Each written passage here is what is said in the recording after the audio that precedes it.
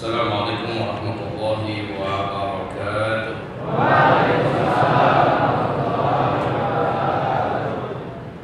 Alhamdulillah. Semoga menerima Allah seluruh amal ibadah salat zuhur kita tadi, dan sebelumnya salat sunnah qabliyah dan salat sunnah ba'diyah kita. Amin ya rabbana amin. Sudah makan siang tadi? Yang sudah. Alhamdulillah. Enak makan siang. Nasi. Saya makan pempek. Rasa makan pempek. Baik, insyaallah sebelum kita melanjutkan, nanti 2:30 kita buka sesi tanya jawab. 10 menit sebelum jam 3 kita berdoa. Aminkan doa itu nanti, doa untuk akhir zaman kita, untuk keluarga kita, untuk huru-hara, fitnah, bencana, dan spesialnya doa untuk Indonesia tercinta. Kita nanti akan mendoakan pemerintah Republik Indonesia, Presiden Jokowi, wakilnya Kiai Haji Ma'ruf Amin, dan seluruh kabinetnya.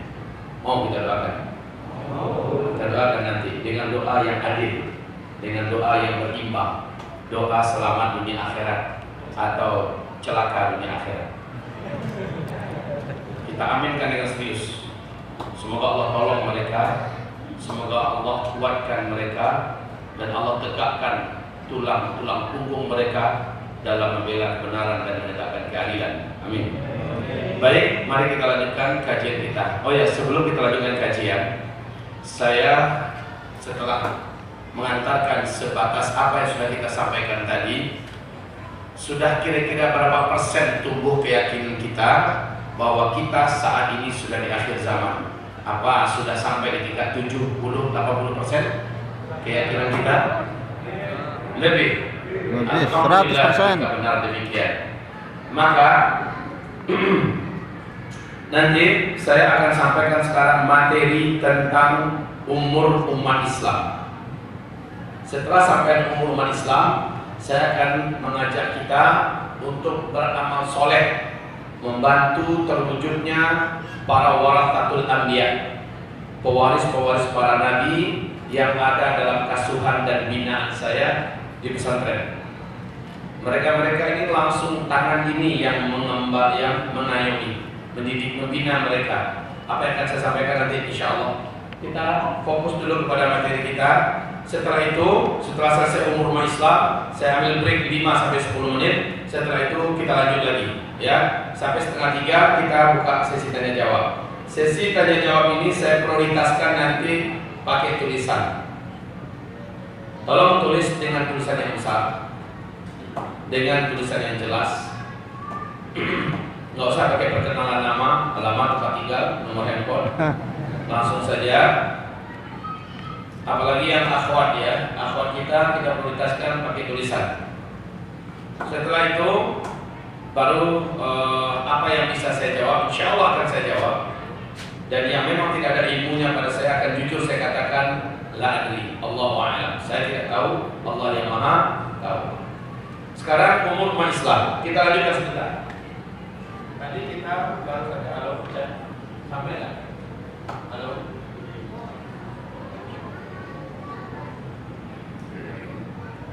Halo.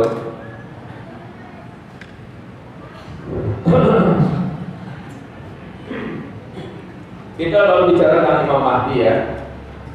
Oke, Dajjal ini mengelilingi bumi, memasuki seluruh kota, dan 2/3 manusia memang berhasil diyakinkannya bahwa dia adalah Tuhan pencipta alam semesta yang disembah selama ini. Dajjal sejak dia muncul ke permukaan, tidak ada yang mampu melawannya. Imam Mahdi pun tak berdaya di depan Dajjal. Imam Mahdi yang begitu perkasa, yang menaklukkan seluruh dunia, ketika harus berhadapan dengan Dajjal, Imam Mahdi hampir saja dibunuh oleh Dajjal. Hampir saja. Tapi alhamdulillah ketika Imam Mahdi sudah dikepung, di sebuah masjid yang memiliki menara putih Damaskus, maka kaum muslimin akan memuliakan di waktu subuhnya, setelah azan subuh, setelah qomat, Allah turunkan tanda besar kiamat yang ketiga, yaitu Nabi Isa.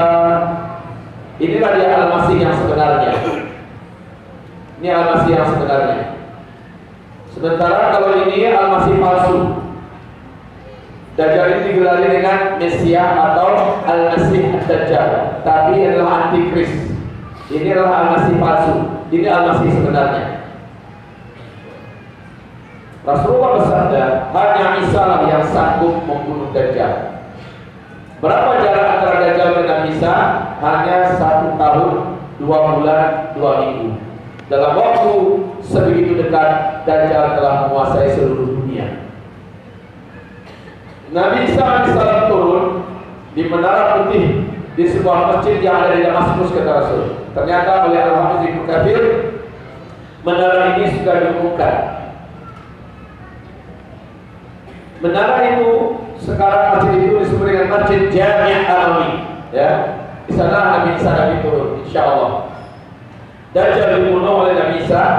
Seluruh orang Yahudi dilenyapkan selenyap-lenyapnya. Tidak ada tersisa di bumi ini satu pun orang Yahudi lagi. Kata Rasulullah, setelah Dajjal dibunuh, orang Yahudi mencampakkan senjata-senjata mereka lalu lari menyelamatkan diri. Tapi sayangnya Rasulullah bersabda, seluruh alam di mana Yahudi bersembunyi diizinkan Allah bicara memberitahu orang Muslim. Ya Muslim, ada Yahudi Allah Taala betul. Muslim sinilah. Ada Yahudi sembunyi di belakang saya. Sini tangkap dia, bunuh. Allah mengizinkan bicara, Pak. Lalu habislah orang Yahudi. Illa al-gharqad, kecuali yang dia akan bicara itu pohon gharqad. Inna syajar Yahud, sesungguhnya gharqad itu adalah pohonnya Yahudi. Sekarang Yahudi sejak 13 tahun yang lalu telah menanam 20 juta batang pohon gharqad di Israel. 20 juta batang pohon. Benjamin Netanyahu pun telah menambah jumlah batang gharqad yang banyak sekali. Mereka yakin pohon kemenangan mereka adalah pohon gharqad, dan mereka sembunyi ke sana. Kata Nabi, pohon gharqad itu diam. Jadi kalau beriman mencari pohon gharqad itu hanya diam. Tapi kan sudah bocor dalam hadis bahwa tempat persembunyian terakhir orang Yahudi adalah pohon gharqad. Maka pergilah orang beriman ke perkebunan pohon gharqad. Pohon gharqad itu tahu apa bentuknya, Pak? Kayak payung telungkup, kayak payung. Sekarang tinggi-tinggi pohon itu sudah 14, 15, 16 meter ketinggiannya. Dan di bagian dalam pohon itu, ini daunnya di luar, memang bisa tersembunyi pakai kemah gitu ya. Di bagian dalamnya berduri-duri. Lumayan juga sakit dan tersiksa sembunyi dalam. Nah, karena ini hadis sudah bocor, orang beriman sudah tahu, mereka langsung menyerbu, merangsek ke dalam dan menimba. Memang banyak kutu-kutu Yahudi dalam. Maka dipacul-paculin satu-satu. Nah, habislah orang Yahudi. Nabi Isa mengajak seluruh orang Kristen ke semuka bumi menghancurkan salib. Salib pun dihancurkan dan kemudian mereka kembali ke dalam agama yang lurus, agama Islam ini bersyahadat asyhadu an la ilaha illallah wa asyhadu anna Muhammadar Rasulullah. Maka seluruh babi pun dibunuh dan dikuburkan. Dinyatakan keharaman apa yang haram adalah Al-Quran dan Sunnah. Ya, ditegakkan keadilan seadil-adilnya. Belum lagi sempurna manusia menikmati masa-masa nikmat, Allah SWT lepaskan manusia yang paling brutal, paling jahat dalam sejarah manusia pernah ada. Siapa mereka? Inilah yang tanda besar kiamat yang keempat. Ini adalah Ya'juj dan Ma'juj.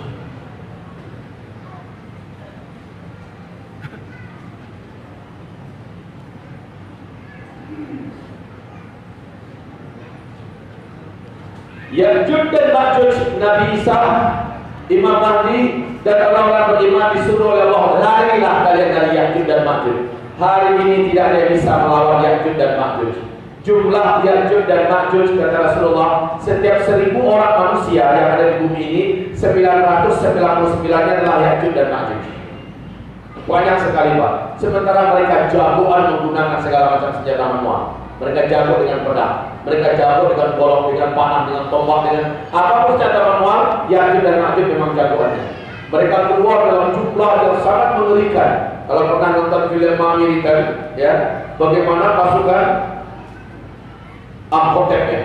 Pasukan itu keluar menutupi seluruh gurun Sahara. Begitulah banyaknya Ya'juj dan Ma'juj. Seluruh mata-mata mandang Ya'juj dan Ma'juj nampak. Kemana Nabi Isa dan Imam Mahdi orang beriman suruh lari oleh Allah? Ke Bukit Tursina. Kami ke sana kemarin Pak. Yang waktu Idul Adha kemarin kami ke sana.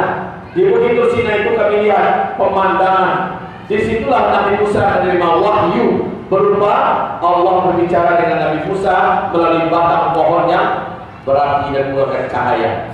Pohon itu sekarang masih ada di sana.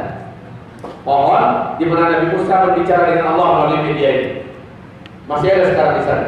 Insya Allah kalau berangkat kita kemarin nanti kita akan lihat. Dan Bukit Tursina itu memang macam benteng Pak, berdiri macam ini, di belakangnya itu seperti ini, memanjang, tinggi sekali. Ada jalan di sampingnya, bisa pakai onta di situ. Nah di sini nanti Nabi Isa dan Imam Mahdi orang-orang beriman lari ke atas. Ya'juj dan Ma'juj mengepung nanti di bawah. Tapi mereka tak kuasa naik. Allah lindungi. Allah bentengi dengan pagar gaib. Kaum muslimin yang kami muliakan, di sini pula banyak kisah yang mau kita sampaikan tentang Bukit Tursina. Singkatnya, dengan doa Nabi Isa, seluruh Ya'juj dan Ma'juj binasa dan musnah. Setelah itu terjadilah tanda besar kiamat yang kelima. Nah, manusia hidup mulai memasuki masa-masa aman. Di masa-masa aman ini benar-benar dunia bagaikan surga dunia. Yang menjadi khalifah di sini adalah Al-Mahdi, ya. Wahai bapak-bapak kami muliakan, di sini akan terbit matahari dari sebelah barat. Saya singkat saja dengan MTB, matahari terbit dari sebelah barat. Tapi matahari terbit sebelah barat dalam hadis Sahih Imam Muslim hanya satu kali saja. Sebelumnya diawali dengan malam yang sangat panjang. Malam yang sangat panjang, itulah malam tahajud terakhir orang-orang beriman. Malam sangat panjang. Di malam itu Al-Quran diangkat semuanya oleh Allah. Besok matahari terbit dari sebelah barat. Semua Al-Quran yang ada di bumi sudah tidak ada lagi. Orang-orang yang menunda taubat, yang taubat berduyun-duyun, Allah sudah tutup pintu taubat. Ya. Kemudian orang-orang yang masih Islam, Allah sudah tidak terima lagi registrasi masuk Islam. Sudah selesai, close. Ya. Kemudian matahari masih tengah, kembali lagi ke barat, tenggelam. Besoknya terbit normal seperti biasa dari timur. Di waktu Tuhannya terjadilah tanda besar kiamat yang ke-6. Tanda besar kiamat yang ke-6 ini Allah umumkan dalam Al-Quran surat An-Naml ayat yang ke-82. Lihat surat An-Naml ayat 82. Bukan dongeng ini ya. Seekor binatang raksasa berkaki banyak, bertangan banyak. Binatang ini cerdas dan bisa berbicara dengan bahasa manusia apa saja. Binatang ini ramah dan binatang ini dengan cepat menangkap-nangkapi manusia lalu beri tanda kepada manusia yang ditangkapnya. Binatang ini Allah sebut dalam Al-Quran namanya Dabbatul Ardi. Saya singkat saja dengan DA. Dabbatul Ardi, ya, Dabbatul Ardi. Binatang ini muncul di 3 tempat yang berbeda di muka bumi. Maka dengan cepat muka bumi ini dikelilinginya. Kemunculan yang terakhir adalah dari dalam bumi kota Makkah. Dia membawa cincin Nabi Sulaiman dan tongkat Nabi Musa. Bila yang ditangkap adalah orang kafir, dengan cepat tongkat Nabi Musa yang ada di tangannya diketukkan ke kepala orang ini, menghitam wajah orang ini. Apabila dia yang ditangkap adalah orang beriman, dia tahu Pak, yang mana yang beriman, mana yang tidak, dia tahu. Allah tentu saja memberikan kepalanya bekal. Dia tahu yang mana yang beriman. Maka cincin Sulaiman 1 kali usap saja kepada wajah orang beriman menjadi putih, bersih, bercahaya wajah orang beriman ini. Satu bumi wajah manusia hanya ditandai dengan yang putih, bersih, bercahaya, jelas mukmin. Kemudian yang hitam gelap, suram, jelas orang kafir. Pada masa itu tidak ada lagi gaduh, perang, kelahi, tidak ada. Mereka hidup rukun, aman dan damai antara mukmin dan kafir. Ya, kafir Pak, bukan non muslim, kafir. Ya. Nah, kaum muslimin yang dimuliakan, setelah menyelesaikan tugasnya, binatang ini kembali tenggelam. Maka tanda besar kiamat yang ke-7. Ini dia tanda besar kiamat yang ke-7.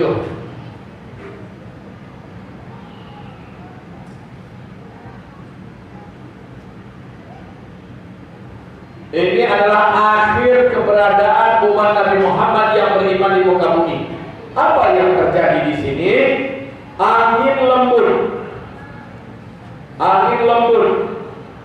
lagi sejuk, berbau wangi kasturi. Berbau wangi kasturi. Kasturi adalah wangian angin surga. Kasturi adalah parfum kesukaan Rasulullah sallallahu alaihi wasallam. Angin lembut, sejuk, berbau wangi kasturi. Bertiup dari timur kata Rasulullah, dari Yaman. Ternyata ini bukan angin biasa. Ternyata angin ini membawa pesan kematian. Siapa yang dimatikan oleh Allah dengan angin lembut ini? Rasul bersabda, seluruh umatnya, seluruh orang Islam yang ada iman di dadanya. Dengan cepat angin lembut ini membungkus bumi. Siapapun orang Islam yang ada iman di dadanya, siapapun orang Islam yang ada iman di dadanya, sekalipun imannya hanya seujung kuku, dan orang itu berada di gua, berada di gunung, di lembah, di pulau, di mana saja ada orang Islam yang beriman di dadanya, dia pasti akan didapati oleh angin lembut ini. Saat angin lembut itu menyentuhnya, saat terhirup olehnya angin lembut tersebut di tempat itu, saat itu juga dia langsung tergeletak meninggal dunia. Meninggal dunia satu bumi, seluruh orang Islam di muka bumi serentak meninggal dunia. Inilah akhir keberadaan umat Nabi yang beriman. Maka saya istilahkan ini selalu dengan sebutan finish. Finish. Berakhir sudah. Siapa yang berakhir? Orang Islam yang ada iman di dada. Nah, Nabi berkata, setelah kekalahan zaman yang ketujuh, satu atau dua generasi setelah itu, barulah kiamat besar kehancuran alam semesta. Yang hidup di sini sama sekali orang yang tidak kenal dengan Allah. Alhamdulillah, kabar baik dulu. Kabar baiknya adalah tidak satu pun orang beriman akan menyaksikan kiamat besar kehancuran alam semesta. Alhamdulillah. Ini kabar baik. Maka tanda besar kiamat yang ke-8, yang ke-9 dan ke-10 seluruhnya hanya disaksikan oleh orang yang tidak kenal Allah, tidak beriman dengan Allah Subhanahu wa taala. Baik, jika ini finishnya, maka di mana startnya? Startnya di sini.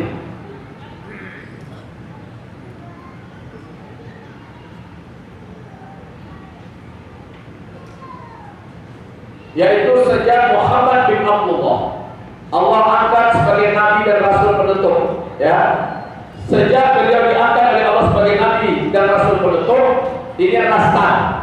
Di usia beliau 40 tahun, mirip dengan Imam Mahdi, ya. Imam Mahdi nanti di usia 40 tahun pula. Dan Rasulullah bersabda, dari sejak beliau diutus oleh Allah sebagai nabi dan rasul sampai finish di hadis sahih Imam Ahmad, Rasul berkata, kalian semua akan menjalani 5 fase sejarah. 5 fase sejarah. Fase yang pertama, umat Islam dipimpin langsung oleh Nabi Muhammad. Ini disebut dengan fase nubuwah. Ini langsung Nabi yang memimpin. Berlangsung selama 23 tahun. 23 tahun. Kemudian setelah itu langsung disambung dengan fase kedua. Umat Islam di fase kedua ini dipimpin oleh para sahabat-sahabat Nabi yang menggunakan sistem kekhalifahan dengan konsep pemerintahan ala Nabi. Ini fase kedua. Fase khilafah Islamiyah. Fase ini berlangsung pada 30 tahun. 30 tahun. Lalu fase ketiga. Fase ketiga ini yang paling panjang dan paling lama Bapak Ibu. Fase ketiga, umat Islam akan dipimpin oleh para khalifah. Gelarnya masih khalifah nih. Cuma mereka sudah menggunakan sistem kerajaan, mulkan Abad atau mulkan Abdullah.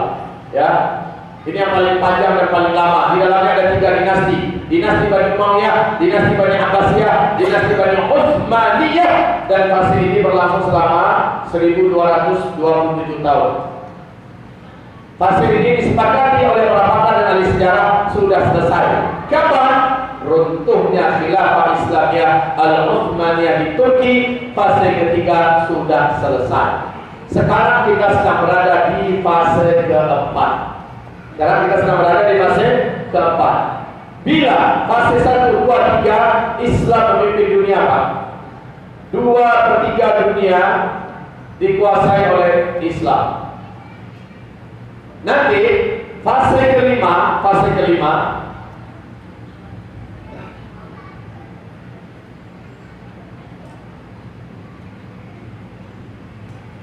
ini fase kelima, total dunia ini 100% akan dikuasai oleh Islam. Di fase kelima, Allah janjikan fase kelima ini dalam Al-Quran juga, yaitu Quran surat 24 ayat 55, bahwa nanti pada akhirnya di muka bumi ini di akhir zaman umat Islam akan kembali memimpin seluruh dunia dengan sistem khilafah Islamiyah ala kenabian. Masya Allah, ini bahasa Al-Quran. Ini juga dalam hadis. Jadi fase pertama, kedua, ketiga, dan kelima Islam memimpin dunia. Ini kabar baik. Tapi di fase kita sekarang, ini fase yang paling berat, fase yang terberat kaum muslimin.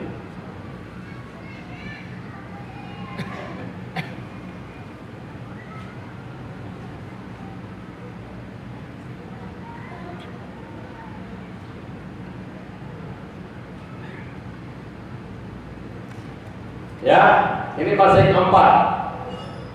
Fase keempat ini jangan Bapak Ibu pikir lama ya, jangan Bapak Ibu pikir lama. Saya hitung-hitung, saya gaji-gaji ini sangat sebentar Pak. Ya. Nah, kaum muslimin yang dimuliakan, fase keempat ini adalah fase Islam sedang tidak memimpin dunia. Mulkan Jabariyah atau mulukan Jabariyah. Fase keempat ini adalah fase kediktatoran. Yang memimpin di dunia adalah para penguasa-penguasa yang diktator. Ciri khas mereka jahat kepada Islam dan zalim kepada kaum muslimin. Terasa apa tidak ini? Seluruh dunia kediktatoran.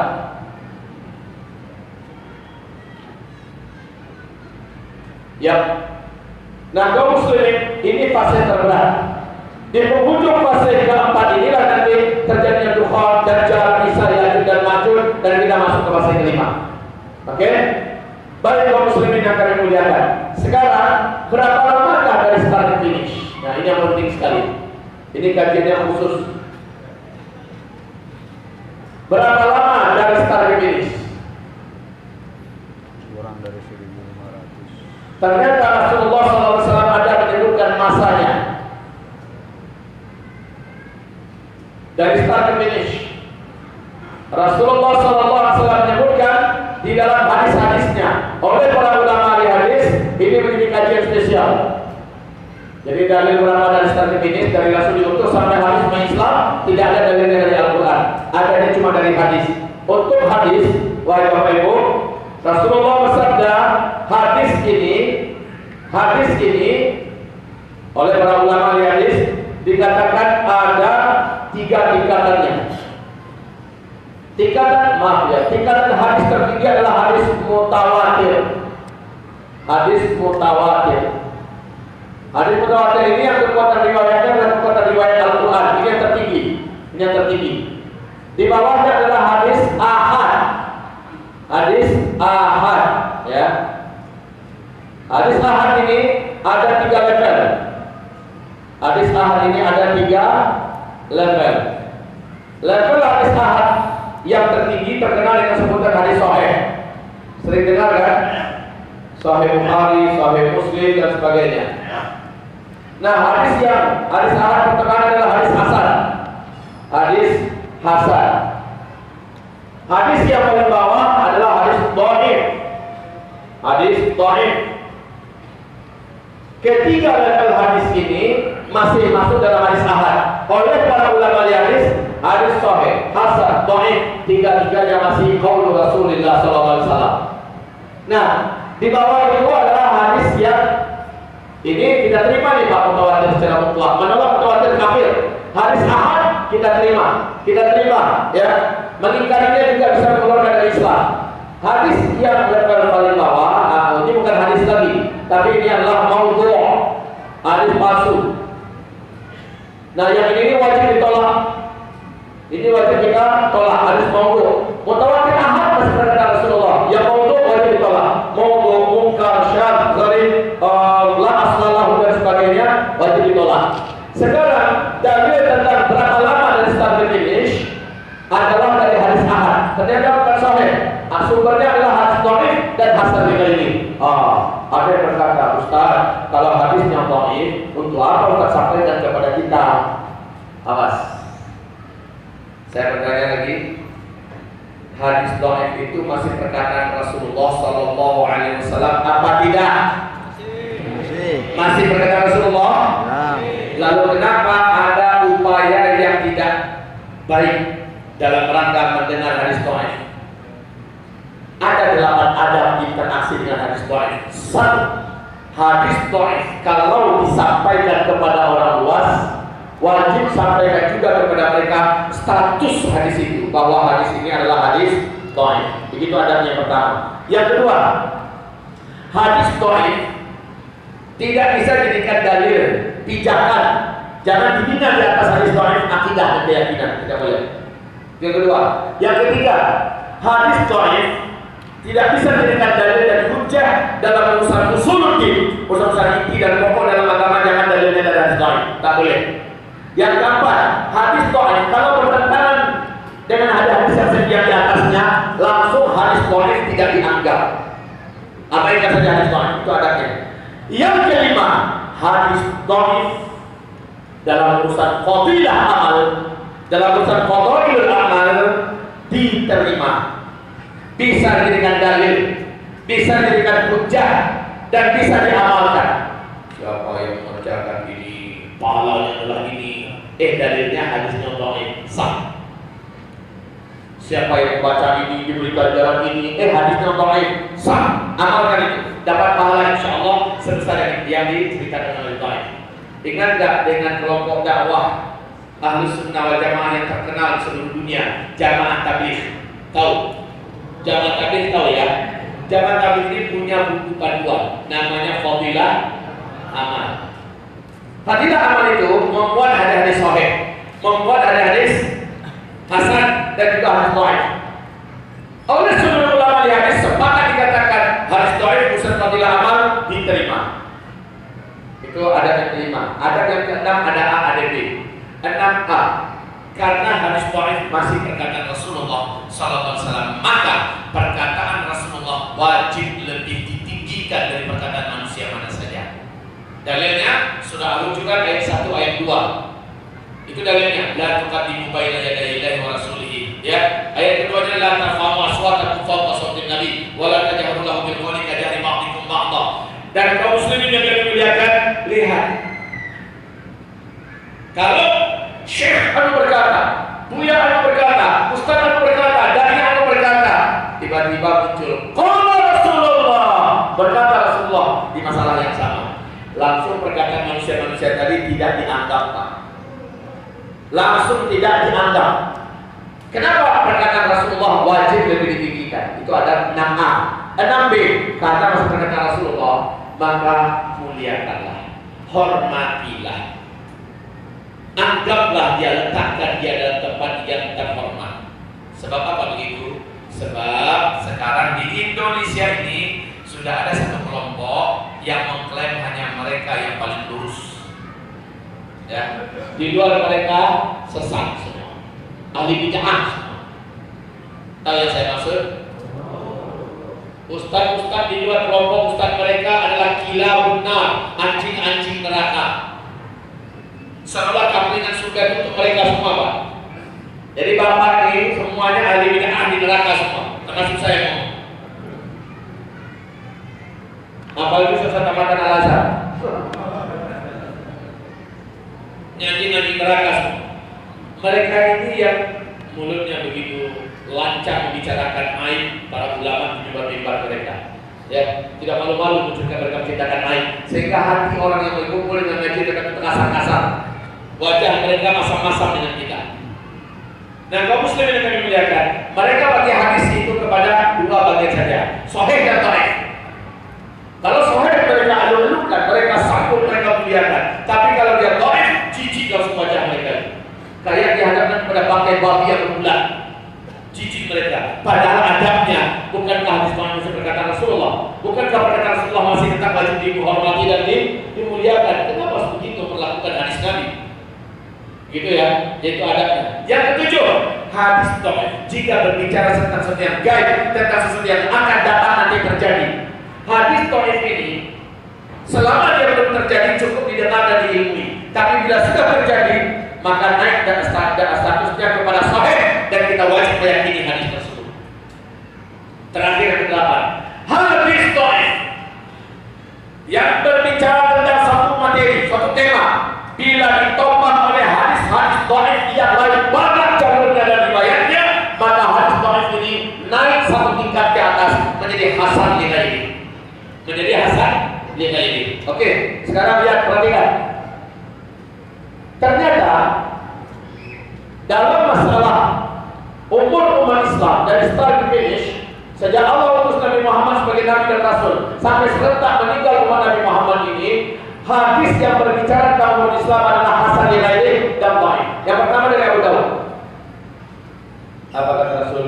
Umur umatku adalah umur umat Yahudi dikurangi dengan umur umat Nasrani. Dalam sejarah, umur umat Yahudi itu terhitungnya dari Nabi Musa ke Nabi Isa 2000 tahunan. Sementara umur umat Nasrani dari Nabi Isa ke Nabi Muhammad 600. 2000 kurang 600 berapa Pak? 1400 tahun. Hitungannya dimaksud Nabi tentulah hitungan Hijriah ya. Ini satu riwayat, Ustaz, dari start ini 1400 tahun Hijriah Ustaz. Iya. Kalau begitu udah 14 Pak Ustaz. Kita sekarang sudah 1441 Hijriah. Ini udah 14. Tunggu dulu.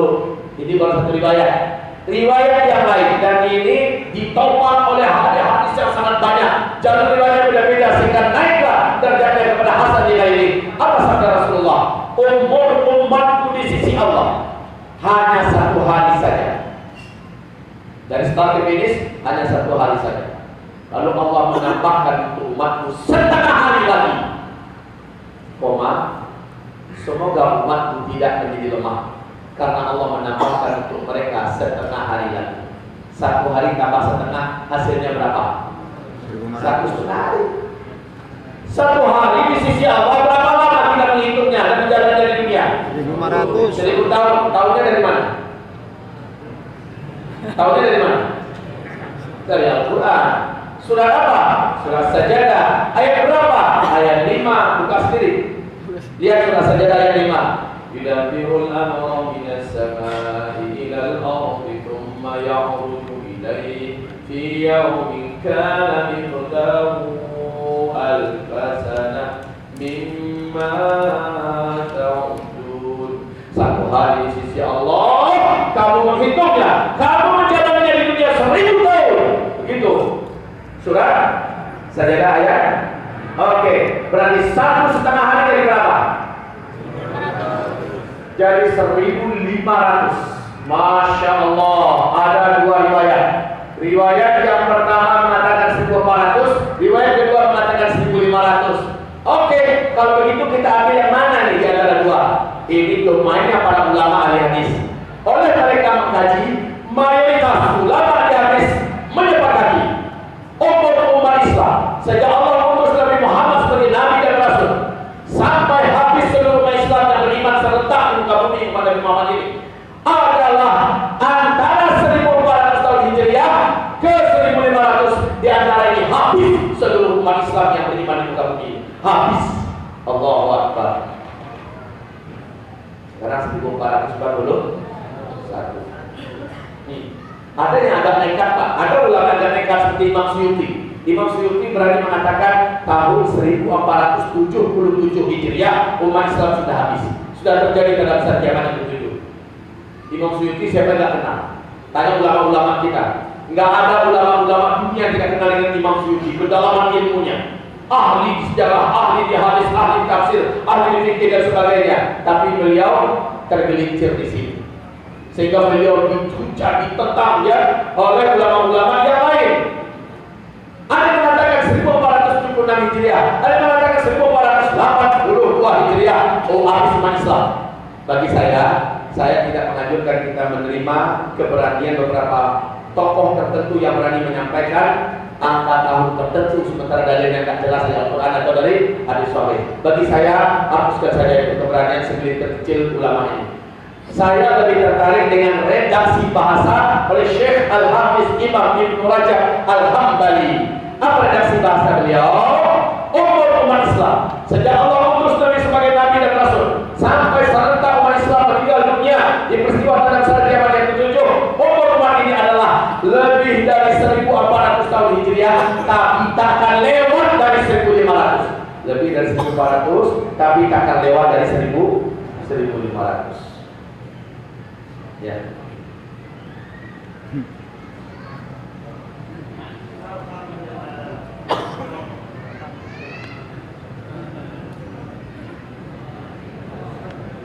Bangun.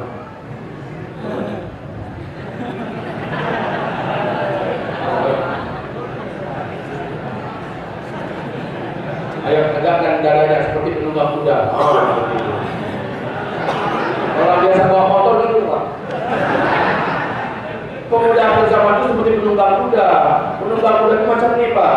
Dada maju ke depan, perut mundur, ya seperti ini. Dia, begitu. Biasa bawa motor.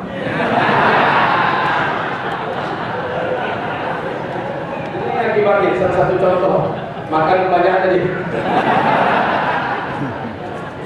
Perut kenyang, mata balik. Baik. Kita kembali. Allahu Akbar, itu ya. Lebih dari 1.400 tahun, tapi takkan lewat dari 1.500 tahun Hijriah. Kita berhitung sekarang. Hijriah. Ayo, perhatikan Hijriah. Lihat ini.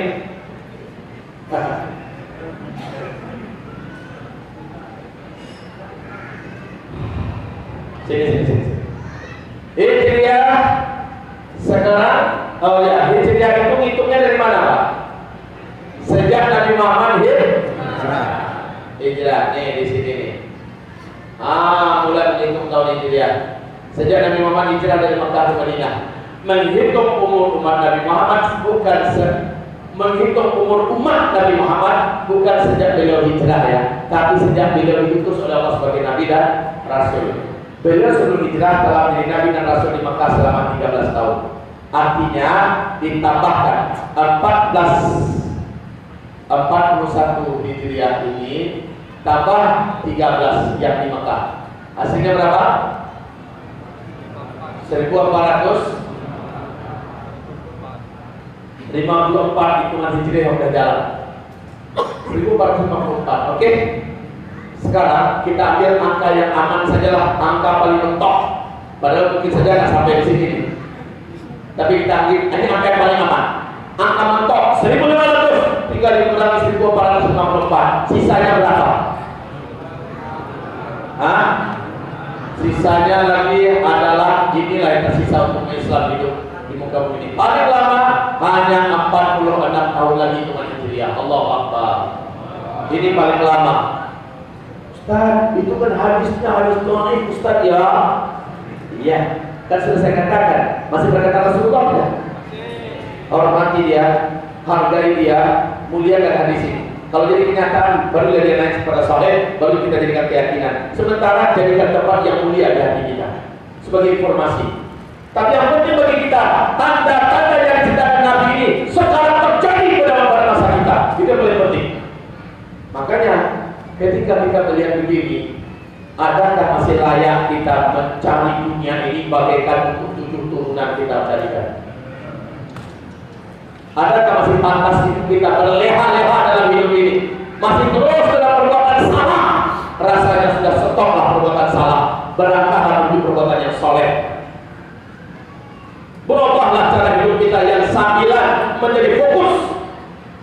Totallah kita. Ustaz, ini berarti dari kiamat ya Ustaz ya?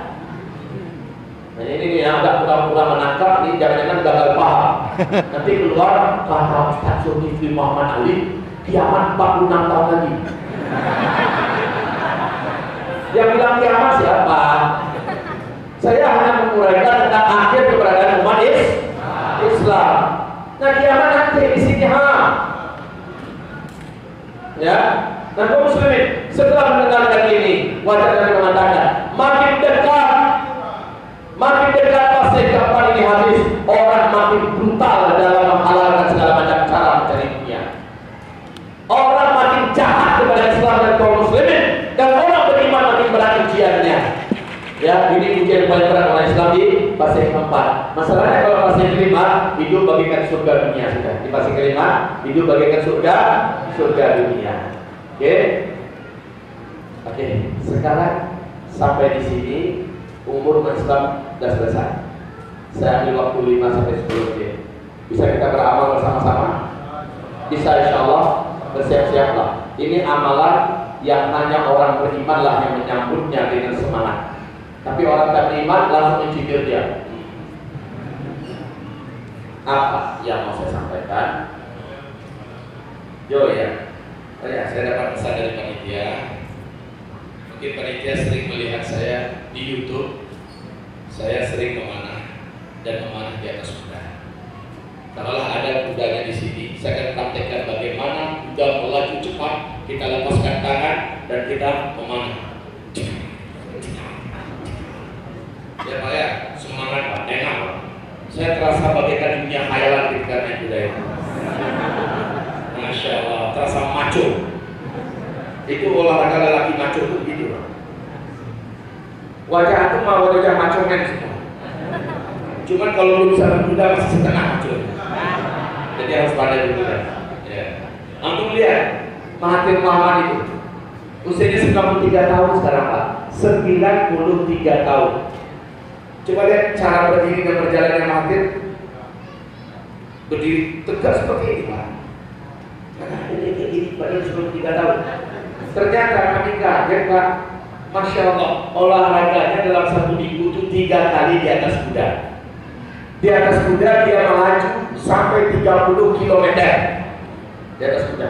Ya Allah, perhatikan Pak, benar-benar luar biasa Allah berikan kepadanya kesehatan. Dalam seminggu 3 kali. Antum dalam setahun ada berapa kali di atas kuda? Belum. Yang ada antum itu selalu di atas motor. Tunggu orang di atas motor kayak tadi. Ya, tunggu kuda. Nah, beda Pak orang-orang di atas kuda.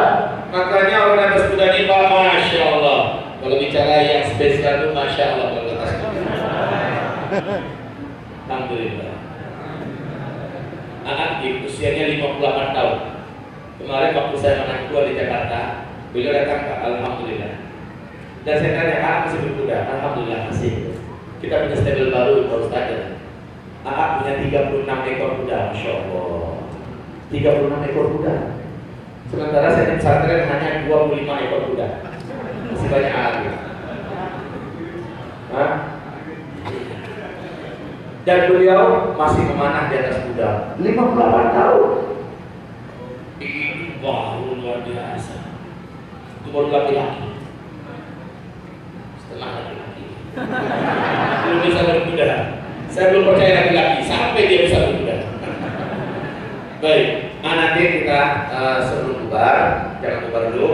Saya akan peragakan memanah ya. Kalau perlu memanah cepat, tanpa melihat. Gitu Pak. Jadi kalau ada kuda belajar dulu.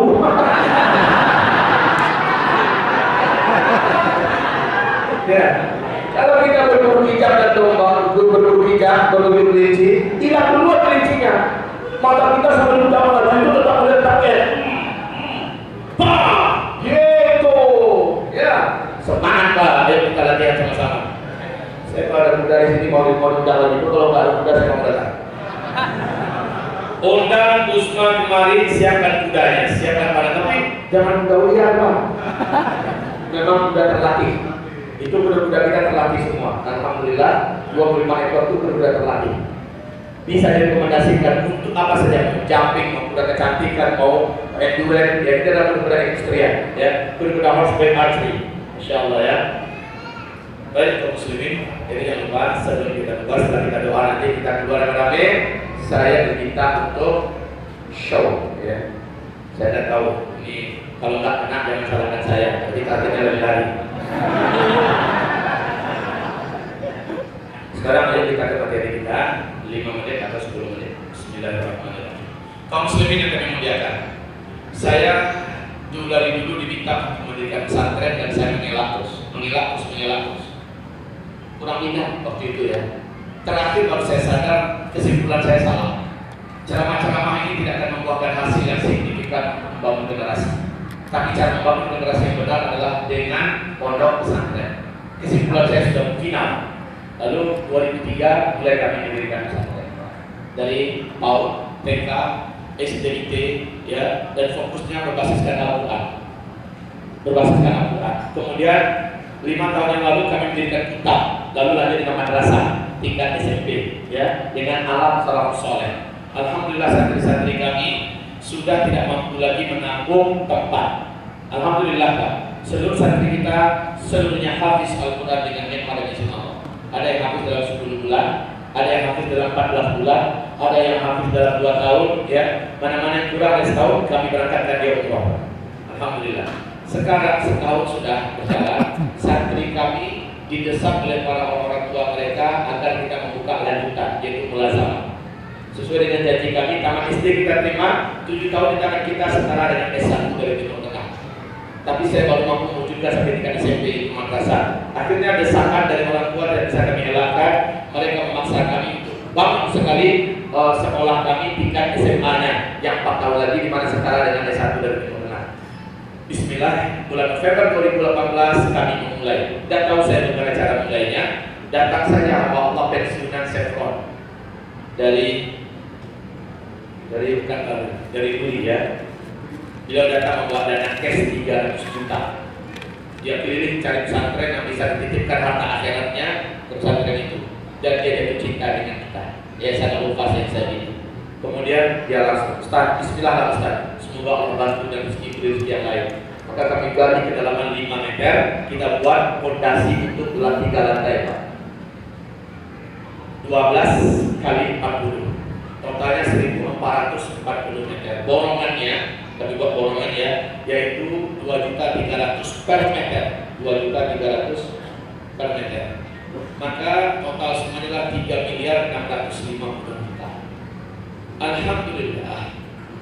Secara saya cuma seperti ini, sampaikan, ya. Maka ada saja rezeki. Orang beriman langsung bergerak. Ada yang melalui transfer rekening, ada yang memang langsung di tempat berapa mereka sanggup, ya. Ada yang menyerahkan cash di tempat, ada yang langsung jalan ke sana. Mereka pergi, Ustaz, ini Ustaz, saya ikut Ustaz, ini saya ikut Ustaz. Bahkan ada anggota majelis juga ikut, saya namsa semen Ustaz. Masya Allah, Pak. Berlomba-lomba di situ. Sekarang tersisa hanya 81 meter.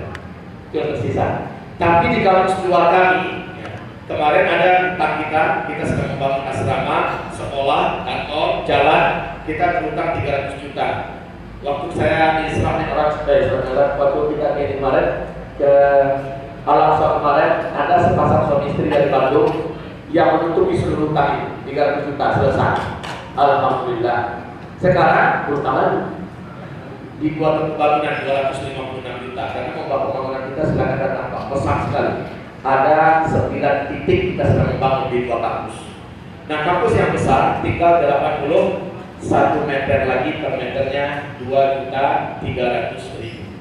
Bapak Ibu yang kami muliakan, sekali lagi saya yayasan tidak pernah membuat surat atau proposal ke Arab, mau ke Saudi, mau ke Qatar, tidak pernah. Sebagaimana juga tidak pernah masuk proposal ke BUMN, perusahaan, tidak pernah.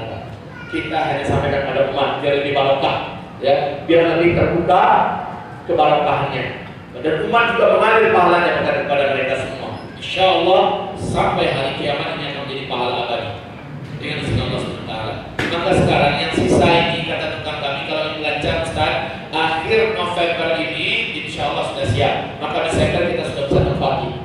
Sementara anak-anak kami masih menumpang dengan adik-adiknya, asrama, kelas, ya, kantor, dan masih numpang semuanya, Pak. Nah, Bismillah, siang hari ini Allah gerakkan hati Bapak Ibu, berapa yang mau ditabung untuk akhiratnya melalui lembaga kita ini. Ini lembaga boleh disurvei ke tempat. Bapak, insya Allah Ibu akan bangga dan bahagia pada santri-santri kita, Pak. Mereka berdedikasi, mereka memiliki attitude adab yang tinggi, mereka memiliki kedisiplinan dan tata krama yang luar biasa. Ini yang jarang ada di pesantren sekarang, tapi ini berhasil kita hidupkan. Dan mereka ada perlombaan untuk menjadi para hafiz dan hafiz Al-Quran. Nah, gedung ini sekarang kita persiapkan dengan serius dan sungguh-sungguh buat mereka. Yang jalan ini adalah tabungan-tabungan akhirat kita semua untuk penegakan agama Allah di Sumatera Barat. Saya undang khusus yang orang Minang di sini, kalau pulang mampirlah ke pesantren kita di Payakumbuh. Mampirlah.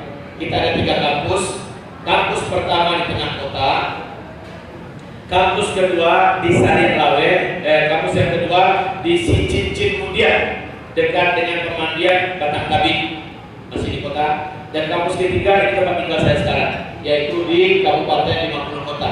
Nama daerahnya, kelurahannya Kecamatan Sarilawe.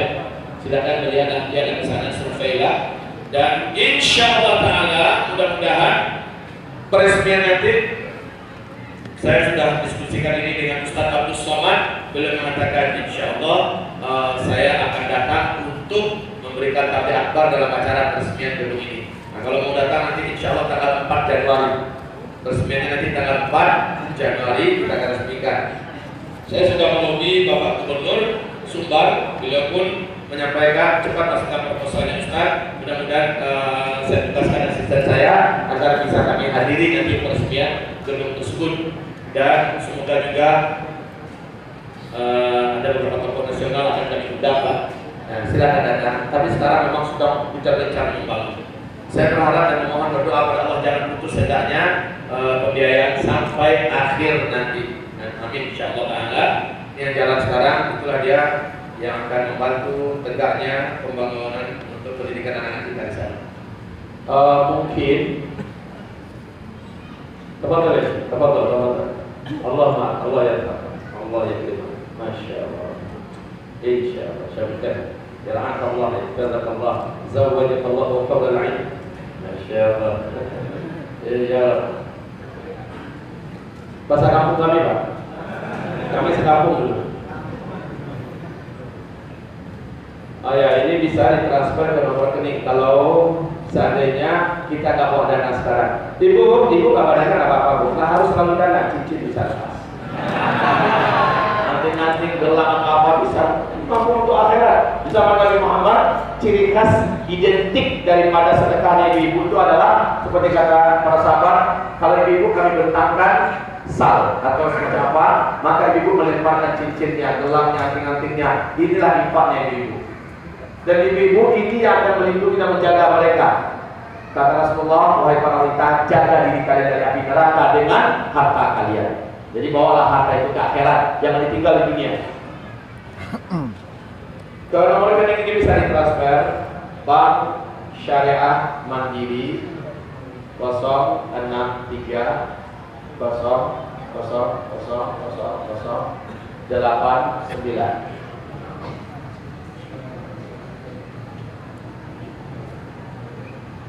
Atas nama Zulkifliha. Yang kedua Bank Sentral Asia 614504730.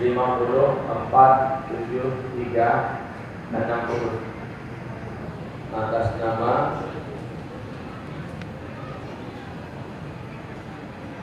Zulkifli Muhammad. Nantinya setelah transfer konfirmasi